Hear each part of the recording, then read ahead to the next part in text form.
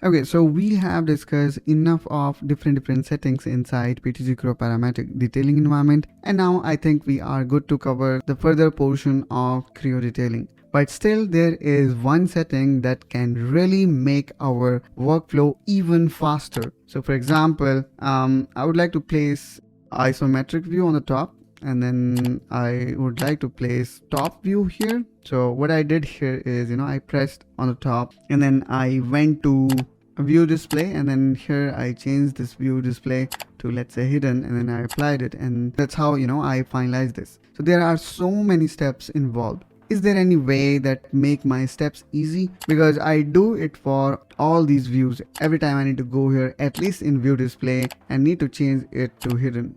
So what should I do such that, I take too less of a time to complete this? Well, you can do that utilizing map key. Map key are the macros that you can form inside PTC Creo Parametric, and I would say they are very helpful to further elevate your productivity by reducing time for repetitive tasks. So let's see how we can form map key, and then I'm gonna also show you how you can add that easily in your menu bar. Okay, so in order to create this particular map key, where I would like to create a button, when I press that button, the view automatically changes to front and the view display type changes to hidden. Okay, so for that, what we need to do is we need to go on the top and then we need to type map key. Now let me click on it.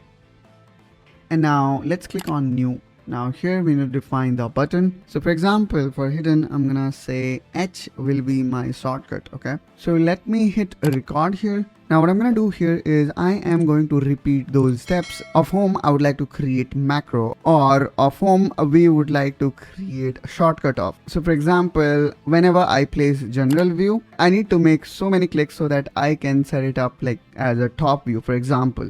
So what I'm gonna do here is I'm gonna make a click on it, and then we need to click on properties. Now after clicking on properties, let's select front view here. After selecting front view, let's click on view display, and now from setting I am going to select hidden. Now hit apply, hit OK. I mean, these are the number of steps that I need to do manually every time, and now I hope that I do not need to. Now let's hit stop here, and now I'm gonna click OK.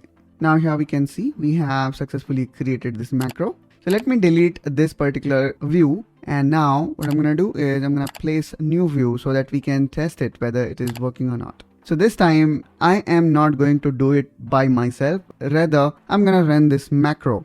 So let me actually go here, and we're going to test it whether it is working or not. So first thing first, we need to make sure that we have selected this model such that the macro will know this is the view. Now let me again go here in map key and click on run.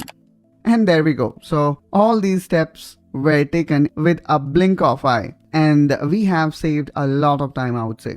Now let me create a projection view here, and this time again I'm gonna press H, which is a shortcut for this macro, and then you saw that how easy it is to convert this to a hidden view. Now let me also make another macro which will convert this back to, let's say, shaded view. Okay, and then this time you might have seen I did not run the macro, rather than I pressed a keyboard button H, as we have defined H as a shortcut for this particular macro. So H kind of represents hidden view. Now let me create another macro. So let's click on new. And now I'm gonna give it a name S for, let's say, shaded view, and then I'm gonna hit record.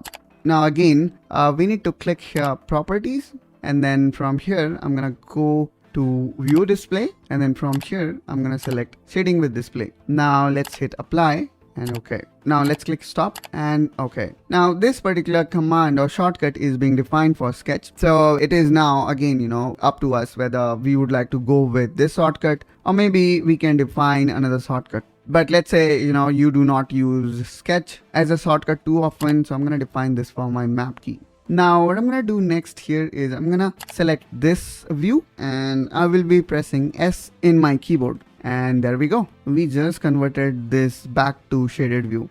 Now again, let me press H for hidden view, and there we go. So this macro is also working for projection view. However, the complete macro will run when we place any isometric view, and then when we press H, it will first of all make it a top view, and then it will make it hidden.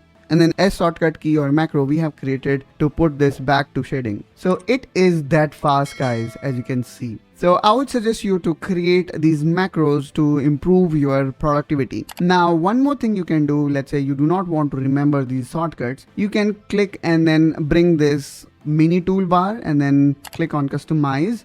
And now here, what I'm gonna do is I'm gonna select map keys. And now I can actually put these map keys here, okay? Now, when we place these both map key together, they look quite same. So what we can do here is we can also change the button image.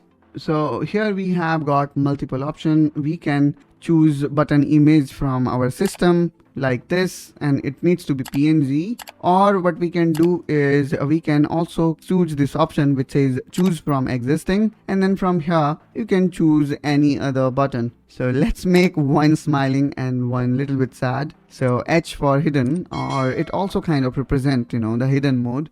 Now let's say I would like to make it shaded, so I can click on this and this will be shaded. Again, I'm gonna click and make it hidden. So now it is hidden. And then there is one more thing that I really like, that, you know, there is a tooltip also available, which kind of, you know, let you know what this map key is all about. So that's how, guys, we can further elevate our speed and productivity while detailing. I thought that this also will be very helpful for you whenever you are working in drawing mode to speed up certain repetitive tasks. Hope, guys, you find this video helpful and informational. If so, then please make sure you subscribe to Engineering Pritam to follow more such engineering topics, and I will see you soon in one such another video. Till then, you take care and bye-bye.